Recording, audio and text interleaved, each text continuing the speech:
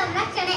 ಜಲಮಾಲಿನ್ಯ ಎಂದರೆ ನೀರು ಅಶುದ್ಧವಾಗುವುದು, ಕೈಗಾರಿಕಾ ತ್ಯಾಜ್ಯ ನೀರು ನದಿಗೆ ಸೇರುವುದು, ಮನೆಗಳ ಮೇಲಿನ ನೀರು ನೇರವಾಗಿ ಕೆರೆಗೆ ಹೋಗುವುದು, ಪ್ಲಾಸ್ಟಿಕ್ ಮತ್ತು ಕಸ ನೀರು ಬೀಳುವುದು, ಕೃಷಿಯಲ್ಲಿ ರಸಗೊಬ್ಬರ ಕೀಟನಾಶಕ ಬಳಕೆ, ನೀರಿನಲ್ಲಿ ಜೀವಜಂತುಗಳ ನಾಶ, ಮೇಲಿನ ನೀರಿನಿಂದ ರೋಗಗಳು ಹರಡುತ್ತದೆ. ಜಲ ರಕ್ಷಣೆ.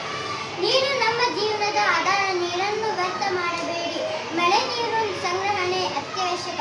ಲೀಕೇಜ್ ಟ್ಯಾಪ್ ತಕ್ಷಣ ಸರಿಪಡಿಸಿ. ಪ್ಲಾಸ್ಟಿಕ್ ಬಳಕೆ ಕಡಿಮೆ ಮಾಡಿ. ನದಿಗಳ ಕೆರೆಗಳನ್ನು ಸ್ವಚ್ಛವಾಗಿಡಿ. ನೀರು ಉಳಿಸಿ, ಭವಿಷ್ಯ ಉಳಿಸಿ.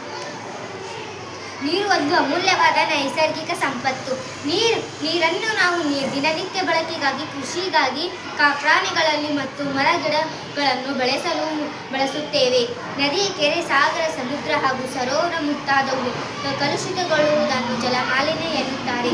ಜಲಮಾಲಿನ್ಯಕ್ಕೆ ಕಾರಣಗಳು: ನದಿ, ಕೆರೆಗಳಲ್ಲಿ ದನ ಕರಡುಗಳನ್ನು ತೊಳೆಯುವುದರಿಂದ, ಸ್ನಾನ ಮಾಡುವುದರಿಂದ, ಬಟ್ಟೆ ಒಗೆಯುವುದರಿಂದ ನೀರು ಮಲಿನಗೊಳ್ಳುತ್ತದೆ. ಕೃಷಿಗಾಗಿ ಬಳಸುವ ಕೀಟನಾಶಕ ಮತ್ತು ರಸಗೊಬ್ಬರಗಳಿಂದ ಮತ್ತು ಪ್ಲಾಸ್ಟಿಕ್ನಿಂದ ನೀರು ಮಲಿನಗೊಳ್ಳುತ್ತದೆ. ಪ್ರಾಣಿಗಳಲ್ಲಿ ಬಿಡುವ ಸಾಗರವನ್ನು ವಸ್ತುಗಳಿಂದ ನೀರು ಮಲಿನಗೊಳ್ಳುತ್ತಾರೆ. ಇಂದಿನ ಸಚೇತನ ಕಾರ್ಯಕ್ರಮ ಮುಕ್ತಾಯ.